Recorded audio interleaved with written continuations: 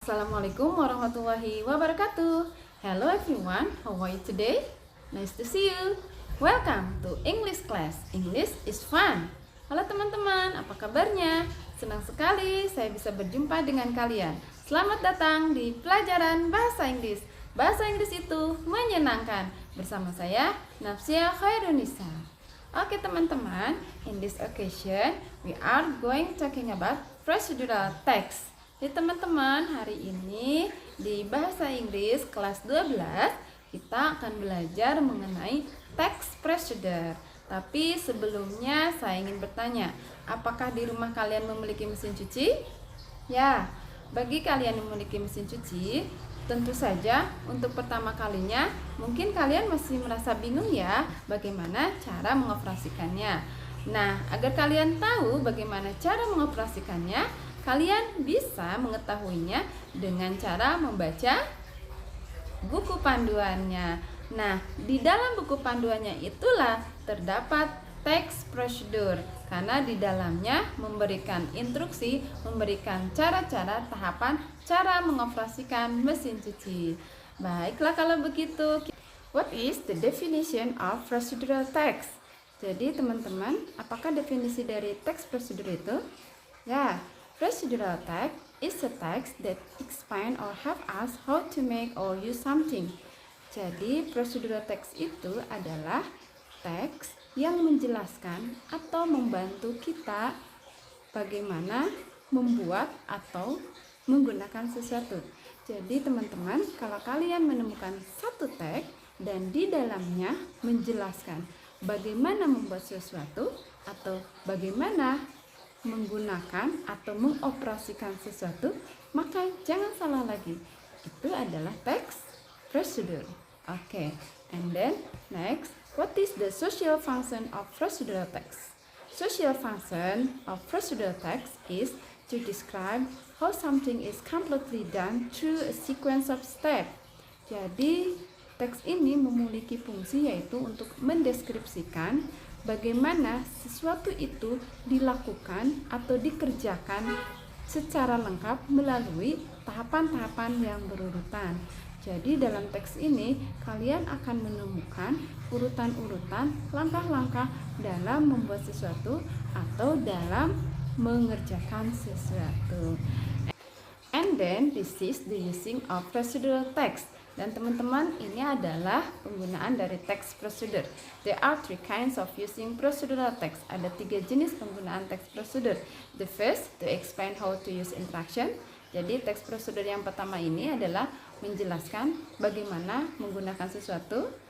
For example, contohnya saja seperti how to use camera, how to operate computer, or how to operate washing machine. Jadi contoh yang pertama ini seperti bagaimana cara menggunakan kamera, mengoperasikan komputer, ataupun menggunakan mesin cuci.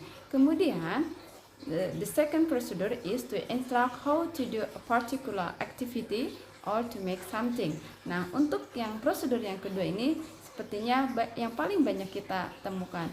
Ada banyak cara how to make something, cara membuat sesuatu. For example, how to make omelette, how to make fried rice, bagaimana cara membuat omelet, bagaimana cara membuat nasi goreng, or how to serve noodle, atau bagaimana cara menyajikan mie instan. And the third, nah yang ketiganya ini bukan yang kedua ya, yang ketiganya adalah to give tips, yaitu teks prosedur yang menyajikan cara-cara atau tips ataupun saran. Misalnya how to live happily, bagaimana cara atau tips agar hidup bahagia, how to succeed, atau bagaimana cara agar kita sukses. Itu dia penggunaan dari text procedure. And then this is the structures of procedural text. There are 3 structures. Ada 3 jenis struktur dari text procedure. Pertama adalah goals or purpose. Title indicate the goal or aims of the procedure. Jadi yang dimaksud dengan goal atau purpose itu adalah bisa dikatakan mewakili judul. Jadi biasanya dalam sebuah teks prosedur itu ada judulnya. Nah, di bagian judul itulah disebut dengan goal atau purpose, karena di bagian judul itu indicate the goal or the aim, menunjukkan tujuan ataupun maksud dari teks prosedur itu, dan juga itu menunjukkan hasil yang akan dicapai dari teks tersebut. And the second structures, untuk struktur yang keduanya adalah materials or tool. Struktur yang keduanya adalah material or tool, yaitu consists of the ingredient or equipment needed. Jadi material itu atau tool itu adalah terdiri dari bahan-bahan ataupun perlengkapan yang dibutuhkan. Jadi bahan-bahan apa saja untuk membuat sesuatu itu, atau benda-benda apa atau perlengkapan apa aja yang dibutuhkan pada saat membuat sesuatu. And the third structure is step or method. Yang struktur yang ketiganya adalah step atau method. Yang dimaksud dengan step atau method ini adalah sequence of step or way in doing or making or using something. Jadi yang dimaksud dengan step itu adalah urutan dari langkah atau cara dalam mengerjakan atau membuat sesuatu itu. Misalnya tadi cara how to make fried rice. Bagaimana cara membuat nasi goreng. Nah, di situ nanti akan ada ingredientnya, ada equipmentnya, kemudian pasti akan ada step, ada langkah-langkah how to make fried rice. Nah, sekarang let's move to the language features of procedural text. Ayo teman-teman, kita kenali ciri-ciri kebahasaan dari teks prosedur. The first, using simple present tense. Jadi yang pertama, pastikan saat membuat teks prosedur gunakan tenses simple present. The second, using of quantifier, menggunakan pembilang atau takaran. Pada saat kalian membuat teks prosedur, kemudian kalian mau menyebutkan beberapa ingredient ataupun bahan-bahannya, ada kalanya kalian menyebutkan takaran-takaran tertentu, misalnya 1 kg, 100 cc, ataupun 1 teaspoon. Nah, itu semua adalah contoh dari takaran ataupun quantifier. Kemudian the third, yang ketiganya adalah using conjunction. Dalam teks prosedur itu menggunakan kata-kata penghubung. Seperti apakah kata penghubung itu? Yang misalnya saja the first, the second, then, after that, finally. Nah, kata-kata itu biasanya menghubungkan dari satu step ke step yang lainnya. Misalnya the first step is, the second, then, after that. Nah, seperti itu ya. Kemudian the fourth is using imperative sentence. Yang keempatnya biasanya menggunakan kalimat imperatif ataupun kalimat perintah. Nah, ini biasanya ada dalam instructionnya itu sendiri ataupun di dalam step or method. Dan yang kelima, the fifth is using action verb. Dan untuk ciri yang kelima ini selalu menggunakan action verb. Tentu saja ini ada pada saat menjelaskan ataupun menyebutkan beberapa instruksi ataupun cara-cara dalam melakukan ataupun membuat sesuatu. Jadi itu dia adalah ciri-ciri kebahasaan dari teks prosedur. And then this is the example of procedural text. Dan ini kawan-kawan adalah salah satu contoh teks prosedur. Lihat, kita perhatikan there is a goals. Ada bagian struktur yang pertama yaitu goals, diwakili oleh how to make a pancake. Nah, bagian ini dinamakan dengan goal. Kemudian bagian struktur yang keduanya kita akan lihat ada ingredients dan material.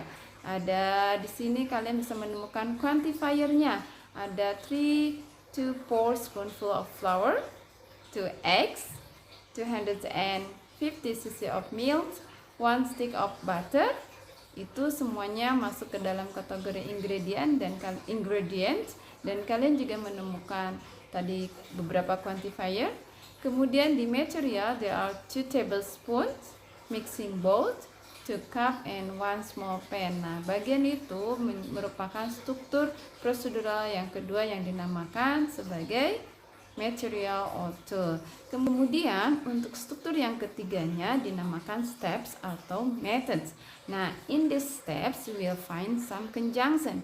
Di bagian steps ini atau di bagian methods ini kalian akan menemukan beberapa kata conjunction.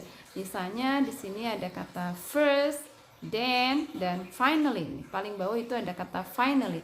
Nah, first, then, and finally itu termasuk kategori kata conjunction ataupun kata penghubung.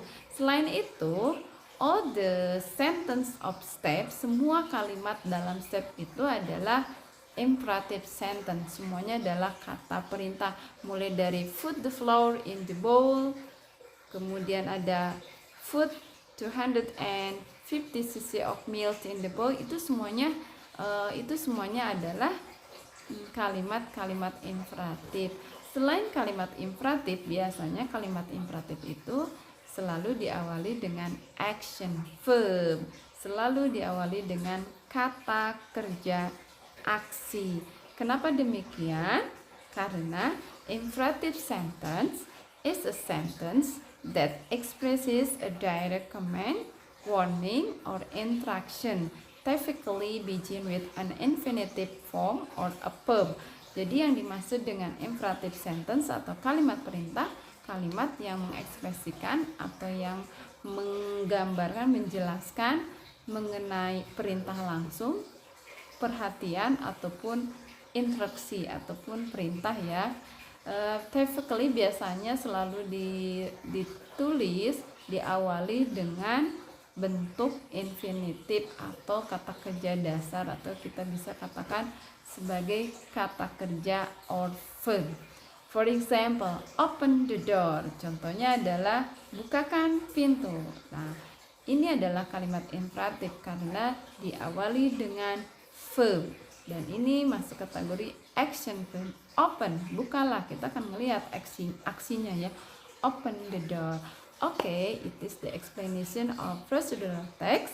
Teman-teman, ini adalah penjelasan mengenai teks prosedur. Mudah-mudahan kalian bisa memahaminya. And then, see you next time. Bye-bye. Assalamualaikum warahmatullahi wabarakatuh.